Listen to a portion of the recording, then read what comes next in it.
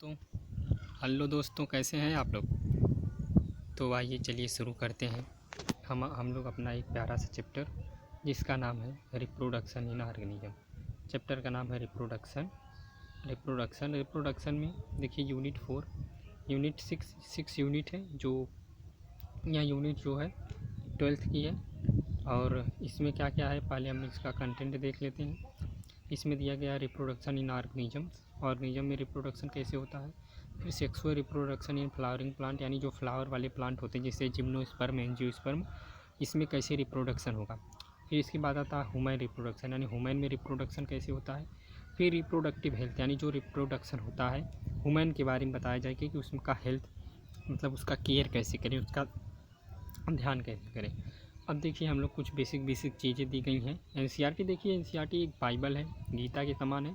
NCERT का line by line आप लोग एकदम एक लाइन आपको समझना है। चलिए हम लोग शुरू करते हैं। देखिए लिखा गया है biology is essence in the story of life on earth, यानी जो बायोलॉजी है वो क्या है, अर्थ की एक स्टोरी है, एक कहानी है। तो यानी बायोलॉजी क्या है, अर्थ का जीवों के बारे में कहानी है, ये मतलब जीवों की कहानी। वाइल इंडिविजुअल ऑर्गेनिजम्स, इंडिविजुअल मतलब होता है एक, इंडिविजुअल मतलब एक, वाइल मतलब जैसे कि इंडिविजुअल ऑर्गेनिजम्स जैसे organism die without fail species continue to life through the million of year, यानी जो इंडिविजुअल ऑर्गन होते हैं ऑर्गेनिजम्स होते हैं वो लाखों साल जीवित रहते हैं। फिर इसके बाद कारा years unless threat by the natural or the anthropogenic extinction, मतलब एंथ्रोपोजेनिक एक्सटेंशन के द्वारा। फिर कह रहा है कि reproduction become a vital process without which species can not survive for long, यानी जो रिप्रोडक्शन है यह ज़रूरी है। अगर रिप्रोडक्शन नहीं होगा तो जो स्पीसीज हैं वह विलुप्त हो जाएंगी, उनका विलोपन हो जाएगा, वह इस पृथ्वी से विलुप्त हो जाएंगी। तो इसलिए रिप्रोडक्शन ज़रूरी है, ठीक है। और फिर each individual leaves it progeny by sexual or sexual, मतलब यदि मान लीजिए रिप्रोडक्शन दो तरीके का होता है, इसमें बताया गया देखो, एक बताया गया सेक्सुअल रिप्रोडक्शन, एक बताया ए सेक्सुअल रिप्रोडक्शन। यानी कोई भी स्पीसीज होगी या तो यदि अपने कोई भी ऐसा ऑर्गेनिज्म होगा जो अपनी स्पीसीज़ को आगे तक ले जाना चाहेगा, या तो वह सेक्सुअल रिप्रोडक्शन करेगा या तो वह ए सेक्सुअल रिप्रोडक्शन करेगा। अब इसका मतलब क्या होता है, सेक्सुअल रिप्रोडक्शन का मतलब क्या होता है, ए सेक्सुअल रिप्रोडक्शन का मतलब क्या होता है, इसको हम लोग आगे देखेंगे। देखिए कह रहा सेक्सुअल मोड ऑफ रिप्रोडक्शन कैसे होता है। Sexual mode of reproduction enabled creation of new variant, मतलब सेक्सुअल रिप्रोडक्शन जब भी कोई भी ऑर्गेनिज्म प्रोड्यूस करता है तो उससे एक नई चीज़ को बनाता है, इस्टेब्लिश करता है। करा सो इसलिए that survival advantage in the enhanced, मतलब कि इसलिए इसकी सर्वाइबिलिटी यानी जैसे जो सेक्सुअल देखो ए सेक्सुअल रिप्रोडक्शन की आपको एक बारे में बता दें।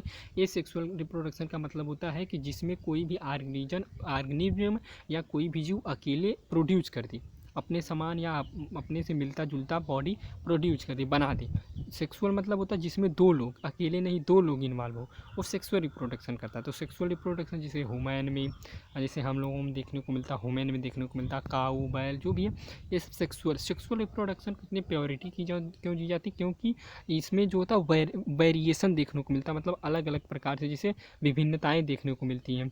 जैसे अगर बात करें जैसे साहिवाल गाय है, तो साहिवाल गाय की अगर मान लीजिए कमी हो रही है तो उसको उसके जो बछड़ा है उससे जीन को निकाल करके उसका मतलब आगे इसके बाद दिया गया है सब कुछ, तो उसमें कैसे उसका हम जीन निकाल करके दूसरे काऊ में डालेंगे तो फिर इसके बाद कैसे वह नया ऑर्गेनिज्म प्रोड्यूस करेगा, ये सब होगा। फिर तो survival reproduction enable creation or a new variation that advantage in the enhance this unit examine, इस यूनिट में हम एग्जामिन करेंगे जनरल प्रिंसिपल, मतलब छोटी छोटी बातों को underlying reproductive process in the living organism से।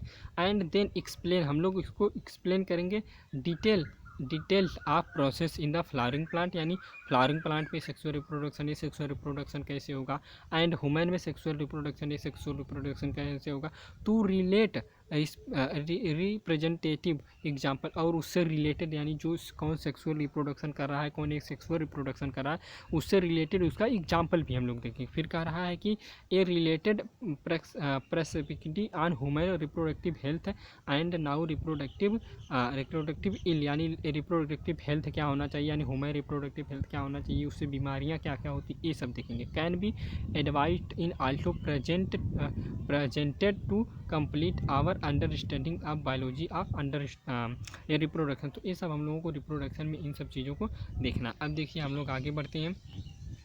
तो अब देखिए एक यहाँ पे हम लोगों के बीच में एक सर आए हैं। सर का नाम है पंचानन महेश्वरी। सर का नाम है पंचानन महेश्वरी। सर का जन्म हुआ था 1904 में और इनकी मृत्यु हुई थी 1966 में। तो देखिए जो कुछ लेखक, जो भी कुछ साइंटिस्ट हैं वह एनसीईआरटी में अगर दिए गए हैं तो एग्ज़ाम के पॉइंट ऑफ व्यू से वो इम्पॉर्टेंट है। उनका नाम, उनका डेट ऑफ बर्थ हम लोगों को याद होना चाहिए। तो इनका जन्म हुआ था 1904 में और इनकी मृत्यु हुई थी 1966 में। ये 1904 नवंबर में 1904 में जन्मे थे। कहाँ जन्मे थे? राजस्थान में जन्मे थे। पंचानन महेश्वरी ने क्या किया, मतलब इस सर ने क्या किया, पंचानन महेश्वरी जी ने क्या किया? Rose to became one of the most distinct botanist not only of the India but of the entire world, यानी इन्होंने रोज के ऊपर कुछ रिसर्च की और यह इंडिया में ही नहीं बल्कि पूरे संसार में इन्होंने जो रिसर्च किया उसको सब लोग जानते हैं। He moved to Allahabad, Allahabad गए। He moved to Allahabad for higher education, यानी जो इनका हायर एजुकेशन हुआ, तो जो इनकी शिक्षा हुई थी वह इलाहाबाद से हुई थी। इन्होंने क्या किया था? इन्होंने DSc की डिग्री ली थी during this college day. College के समय में इन्होंने DSc की डिग्री ली थी। फिर इसके बाद ही वाज इंस्पायर्ड डॉक्टर देवगन, यह जो है डॉक्टर W देवगन से प्रभावित हुए। एंड अमेरिकन मिशनरी टीचर, और इसके बाद ये अमेरिका में एक मिशनरी में टीचर हुए। To develop interest in botany, यानी वहाँ से इनका क्या हो गया? इंटरेस्ट डेवलप हो गया। एंड स्पेसिफिकली मॉर्फोलॉजी, यानी ये मार्फो मतलब होता बाहर की चीज़ों में इनका थोड़ा सा इंटरेस्ट हुआ, मतलब प्लांट की बाहरी आवरण को देखा, फिर इन्होंने बहुत चीज़ों को सोचा। फिर उसके बाद his teacher once expressed that in student process ahead in him it will give a great satisfaction। इनको बहुत उनसे प्रभावित हुए, बहुत ज़्यादा सेटिस्फैक्शन मिला। these were encouraged Panchanan to inquire that the he could do for his teachers return। वह फिर अपने टीचर के पास क्या हो गए? वापस चले आए। फिर इसके बाद ही worked on the embryologically aspect, इन्होंने एम्ब्रियोलॉजी के ऊपर कुछ एस्पेक्ट किया।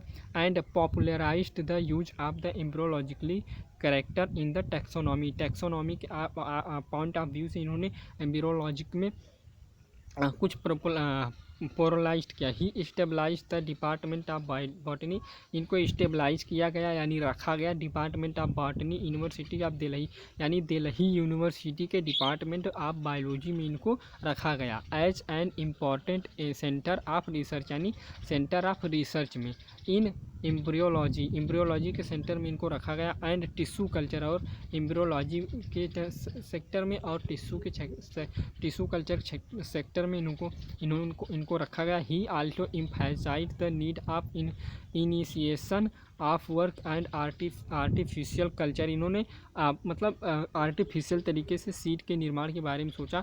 ऑफ इमेच्योर एम्ब्रियो, इमेच्योर मतलब जो पूरी तरह से एम्ब्रियो यानी भ्रूण नहीं बन पाया है उसके बारे में। फिर these day tissue culture has become a landmark in science. His work on test tube fertilization, यानी इन्होंने टेस्ट ट्यूब फर्टिलाइजेशन किया। And intra ovarian population, intra ovary मतलब होता है भ्रूण इंट्रा ओवरी को सबसे पहले इन्होंने फर्टिलाइज किया। पॉलिनेशन किया, पॉलिनेशन मतलब परागकण से पॉलिनेशन होता है, पॉलिनेशन किया ऑन वर्ल्ड वाइड एक्लेम, इनको वर्ल्ड वाइड में इस बातों को क्या किया गया, क्लेम किया गया। He was honoured with philosophy of royal society of London, इनको रॉयल ऑफ सोसाइटी में फेलोशिप मतलब रखा गया। फिर इसके बाद Indian national science of academy and several other institute of excellence, he encourage general education and made a significant contribution of school education of his leadership in bringing out the very first textbook of biology for higher secondary school published in NCERT, मतलब कि इनकी जो book इनको जब publish किया गया तो 1964 में इनके जो भी कारनामे थे, जो भी खोज थी, वह 1964 में पब्लिश की गई NCERT में। फिर इसके बाद अब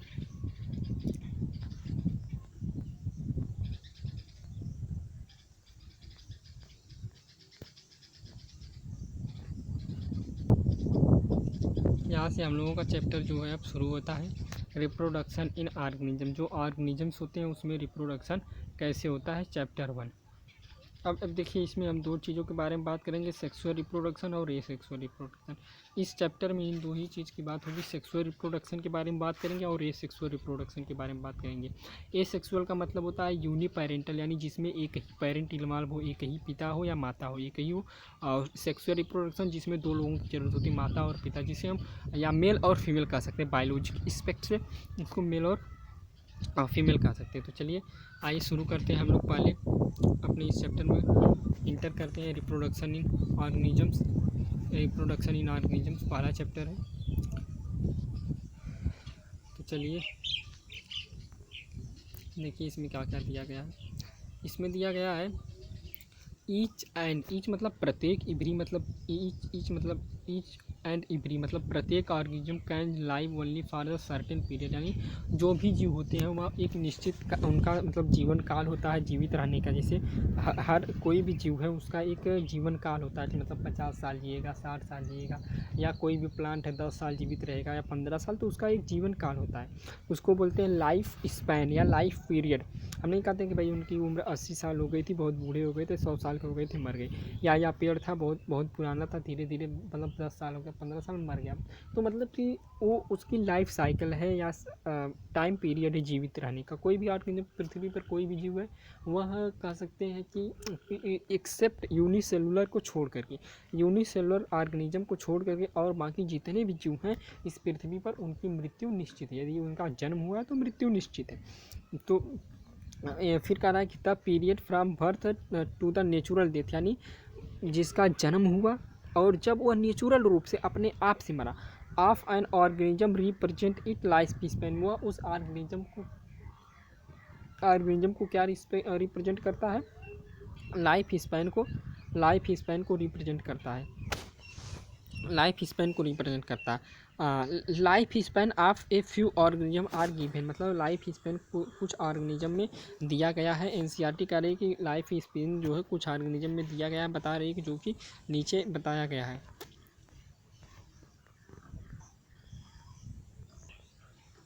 देखिए ये कुछ जीव हैं, जैसे टर्टिस्ट्रोस्टिस है, इसकी जीवन कितना होता है 100 से लेकर के 150 साल। बनाना है, और फिर इसके बाद पपाया है, अरे राइस प्लांट है, क्रोकोडाइल है, काऊ है, पैरट है, इन सब का लाइफ स्पैन देखिए यहाँ पर दिया गया है। तो इसी के बारे में NCERT बता रही थी। अब देखिए जो कि फिगर में रिप्रेजेंट किया गया है। It both interesting and intriguing to note that it may be as a short as a few day of the long as a few thousands year. मतलब कह रहा है कि कुछ ऐसे ऑर्गेनिजम्स होते हैं जो कुछ ही साल तक जीते हैं, कुछ हज़ारों साल तक जीते हैं। कह रहा है बिटवीन मतलब जो बीच की बात है, between these two extreme are the lifespan of most other living organism.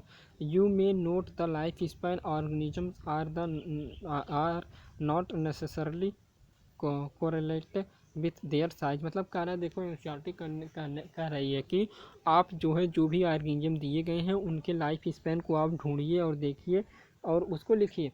NCERT कह रही है कि आप किसी भी जीव को उसके साइज से उसके जीवन काल को डिसाइड नहीं कर सकते। ये नहीं कि भैया तोता है 140 साल जीता है तो जो क्राउ है यानी कौवा है वो भी तोते के जैसे ही दिखता है तो वो भी 140 साल ही जीता होगा, ये गलत है। जो क्राउ होता है क्राउ की जो लाइफ साइकिल होती है वह होती है 15 साल। 15 साल कौवा जो होता है ये 15 साल जीता है। और जो पैरट जो होता है ये जीता है 140 साल। तो ये गलत है कि नहीं हम कहें कि भाई कौवा और तोते की साइज एक है तो एक ही, मतलब ऐसी गलत है, ये गलत चीज़ है ना। फिर कह रहा है कि size the size of crow and parrot are not very, मतलब क्राउ और पैरट की साइज वेरी नहीं कर रही, लेकिन at their life span so wide difference, यानी इनके लाइफ स्पैन में बहुत ज़्यादा अंतर देखने को मिलता है। सिमिलरली अगर इसी प्रकार से बात करें तो एक mango tree has a much shorter life span, यानी जो मैंगो ट्री होता है आम का पेड़ होता है इसका जो लाइफ स्पैन है वो कम है कंपेयर टू पीपल ट्री, यानी पीपल वृक्ष की तुलना में मैंगो पेड़ जो है यानी आम का पेड़ है उसका लाइफ स्पैन कम है। Whatever we the life span, मतलब लाइफ स्पैन क्या है, तो death of every individual organisms in a certain देखो कह रहा death of every individual organisms in a certain that is non individual in immortal except single cell organisms. मतलब कह रहा है देखो इस लाइन में क्या कह रहा है कि नो इंडिविजुअल, यानी नो इंडिविजुअल मतलब अकेले किसी की बात नहीं कर रहा लाइफ स्पैन में, अकेले किसी के जीव के इन्वॉल्व नहीं, उस पूरे ओवरऑल जैसे अगर हम तोता कर रहे हैं तो तोता जितने भी तोता उसको मतलब उनके लाइफ स्पैन को कंपेयर किया गया, फिर एक एवरेज लाइफ स्पैन निकाला गया होगा कि हाँ भाई तोते का एवरेज लाइफ स्पैन इतना है। हो सकता है कोई तोता का बच्चा आज ही जन्म लिया या एक महीने जिया कोई मार दिया तो वो लाइफ स्पैन नहीं है कि 1 महीने बाद मर गया, मतलब कहने का मतलब अपने पूरे जीवन काल में वो कितना तक जीवित रहता है इसकी बात हो रही है। फिर कह रहा है कि जो हाँ एक्सेप्ट इसने कहा कि जो सिंगल सेल ऑर्गेनिजम्स होते हैं उनका जो जीवन होता है वो क्या होते हैं वो एक्सेप्शन है। बायोलॉजी में देखिए, बायोलॉजी में एक्सेप्शन भी होता है अपवाद भी है। कई चीज़ें अगर मतलब किसी चीज़ के ऊपर यदि आप थ्योरी दे रहे हैं सिद्धांत दे रहे हैं तो उसका एक अपवाद भी होता है। हाँ हो सकता है आपको पता हो या ना पता हो वो चीज़ें अलग है, लेकिन एक अपवाद होता है। तो चलिए आज बात करते हैं give the relatively you have every wondered how vast number of plant and animal species have exist in the earth several thousand of year, मतलब आप यह जान करके आश्चर्य हो जाएंगे कि हज़ारों साल तक ये जीव जो होते हैं या कैसे इसमें जीवित रहते हैं या कैसे हों, इसके बारे में तो कह रहा है कि there must be some process in living organism, जो लिविंग होते हैं जीव होते हैं उसमें कुछ प्रोसेस चलती एंड एंश्योर द कंटिन्यूटी, जो कि उसमें कंटिन्यू रहता है। Yes we are talking about reproduction, हम लोग बात करेंगे रिप्रोडक्शन, यानी हम कहने का मतलब ये है कि हम जैसे कहने का मतलब कि आज हम लोग जैसे गाय भैंस देख रहे हैं, फिर इसके बाद इससे पहले भी हम लोगों से पहले भी 100 साल 2 साल 400 500 हज़ारों साल से चल रहा है। मान लो उनका लाइफ स्पैन छोटा ही था, मान लीजिए तोते का लाइफ स्पैन 140 साल था, तो क्या जो तोता अभी भी जीवित है? तो कैसे जीवित है? ये तो भाई आश्चर्यजनक वाली बात है ना, लेकिन जीवित है। तो वो क्यों जीवित है? क्योंकि वह रिप्रोड्यूस करता है, अपने समान स्पीसीज को बनाता है, अपने समान। हाँ देखो जो रिप्रोडक्शन है रिप्रोडक्शन वही ऑर्गेनिज्म कर सकता है अपने समान स्पीसीज में। जैसे अगर मान लीजिए काऊ है, जब जैसे काऊ का सीमन है तो काऊ का सीमन काऊ को ही डालने के बाद ही वो बच्चा पैदा करेगी, ये नहीं कि बफेलो का। ये रॉन्ग है क्योंकि वो स्पीसीज उसके कैटेगरी से उसके स्पीसीज से नहीं बिलोंग कर रही है। नेचर ने एक पर्टिकुलर सिस्टम बनाया है, तो नेचर की सिस्टम में अगर आप छेड़छाड़ करेंगे तो वह गलत है, नहीं हो पाएगा। जैसे कह रहा ना कि जैसे हम मान लीजिए कि जैसे बात करें ह्यूमन की, तो ह्यूमन का सीमन अगर मान लीजिए हम काऊ में इंटर करें तो कोई फ़ायदा नहीं होगा भाई, कुछ नहीं होगा। तो ये गलत चीज़ें हैं, गलत मतलब हम नहीं मतलब ऐसा है। देखिए इसमें ये एलिफेंट दिखाया गया है, रोज़ है, इन सबको जो है हम लोगों को ढूंढना है कि रोज़ का लाइफ स्पेन कितना होता है और एलिफेंट का लाइफ स्पेन कितना होता है, डॉग का लाइफ स्पेन कितना होता है, बटरफ्लाई का लाइफ स्पेन कितना होता है। देखो यहाँ एक चीज़ हम ये आप लोगों को समझाना चाह रहे थे कि देखो यहाँ पे क्राउ है और पैरट है, देख रहे हो ना। तो यहाँ पे क्राउ कितना साल जी रहा है 15 ईयर और 114 ईयर पैरट, लेकिन साइज में क्या इनके वेरिएशन है क्या साइज में? इसके साइज़ में और इसके साइज़ में वेरिएशन है क्या? नहीं, बहुत ज़्यादा वेरिएशन नहीं है। लेकिन क्यों भाई, ये इतना ज़्यादा साल जी रहा है, इतना कम साल जी रहा है? तो हाँ, ये बायोलॉजिकल प्रोसेस है। ये नेचर द्वारा सेलेक्ट किए गए हैं कि नहीं, आपको इतना सेलेक्ट किया हुआ गया। फिर इसके बाद आप देखो, अब यहाँ पे क्रोकोडाइल है, या 16 ईयर जीता है। टर्टल है, टोरस्टिस है, ये 100 to 115 ईयर जीता है। तो अलग अलग सबका लाइफ स्पेन होता है। अब हम लोग बात कर रहे थे रिप्रोडक्शन की, तो आइए रिप्रोडक्शन की बात हम लोग करते हैं। तो reproduction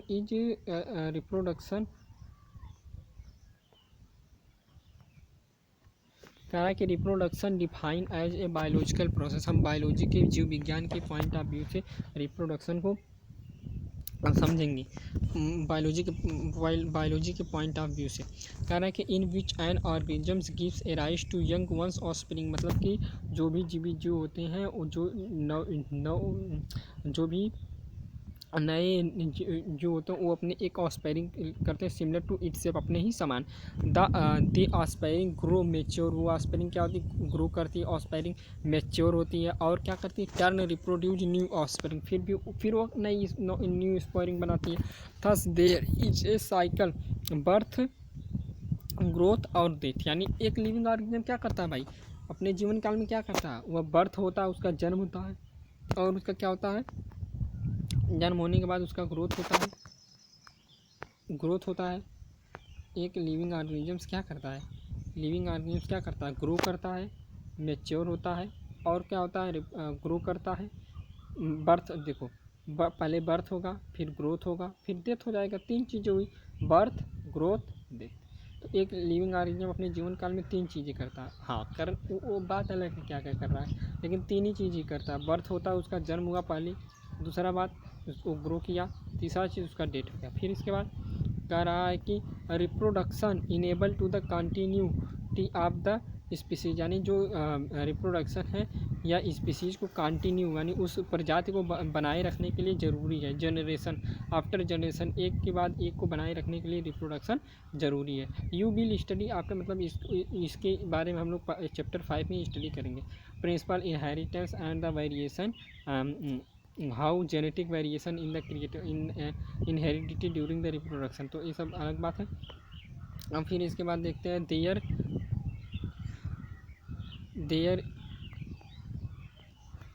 is a large diversity in the biological world and each organisms, यानी बायोलॉजिकल वर्ल्ड में यानी जीवित संसार में, बायोलॉजिकल वर्ल्ड में अलग अलग ऑर्गेनिज्म में अलग अलग भिन्नताएं देखने को मिलती है। Has involve its on the mechanism to multiply and produce offspring. The organisms habitat, वो अपने हैबिटेट यानी अपनी हैबिटेट के अनुसार वह क्या करते हैं? ग्रो करते हैं। Its internal physiologically and several other factor, और भी कुछ से अदर फैक्टर्स होते हैं, are collectively responsible for how it produce होती है, वह कैसे प्रोड्यूस करता है। Based on whether there in a participation of organisms